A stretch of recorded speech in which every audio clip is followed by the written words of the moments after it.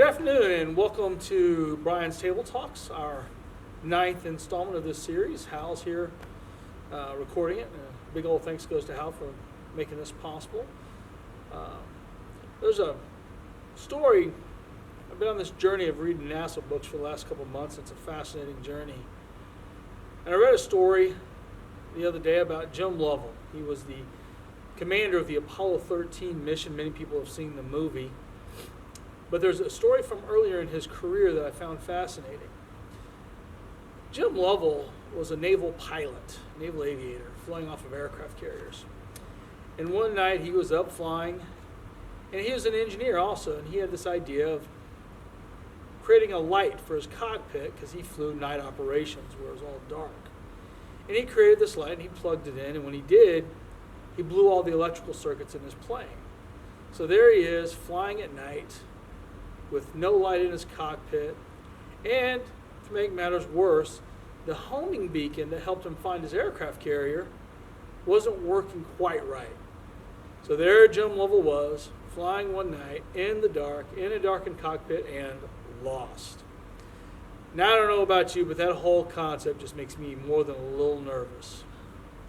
Well, he's flying around and he's trying to figure out what to do, and he happens to look over at the ocean, and he sees some phosphorescent materials. Now, I think I have an understanding of what he saw. I remember, and I digress, years ago I was scuba diving on a night dive, and I turned my light off and kicked my fins, and you can see the phosphorescent materials. So I think I know what he saw.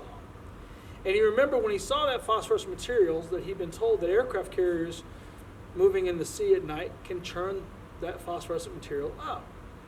So he decided to follow that phosphorescent, that light in the ocean, and in so doing, he found his aircraft carrier and was able to land and survived, fly again another day, and fly around the moon. Now, it's a great story for many reasons. The first one is that Jim Lovell survived in a very hazardous situation. But I think it's great for a couple of other reasons. You see, many times in life, we get lost. Sometimes we just get lost where we're going, driving from point A to point B. And it's really kind of interesting that nowadays we can look at our phone and GPS and find out where to go. Sometimes we get lost in life. And there are many ways to find our way. We can ask a friendly policeman. That's what I was taught as a child. We can seek counseling. We can ask a pastor. We can ask a friend. We can ask a loved one. We look for that glowing light to lead us to safety.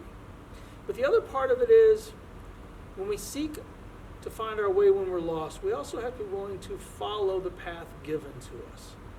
And that might be a little bit more difficult. Sometimes we're given some hard advice. Sometimes we're told to quit a bad habit, to reconsider who our acquaintances are. But it takes courage to ask for direction and even more courage to follow it. Jim Lovell was an astronaut, so we always think of him as courageous, but he was a person like the rest of us with a fascinating story. He just happened to find his way in a very dark night on a very dark sea and follow that way. So I want you to think today, as we continue with this social distancing experiment, when you're lost, how can you find your way? Who can you call? What can you read? And when you do get lost, are you really ready to follow those directions? Jesus came and he told his followers, he's the way, the truth, and the life.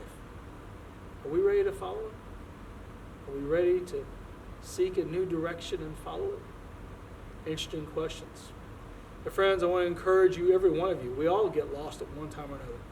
Have the courage to seek the way and have the wisdom to follow it. I pray each and every one of you is comfortable and safe this day. And may you find peace and blessings in every moment. Have a great and wonderful day.